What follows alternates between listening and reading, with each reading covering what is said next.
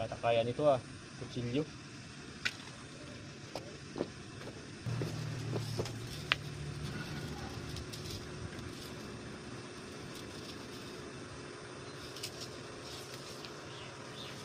Ayan. Gamitin natin ito mga idol para mabiyak. Hindi kaya ng kutsilyo. Kung ano natin. Ito lang, ting-ting. Talagay ko kaya dito. Dapat pa sentral natin dito sa dalawang mata na to. Dito sa mga idol oh. Bitak na. Wow. Thanks for watching po.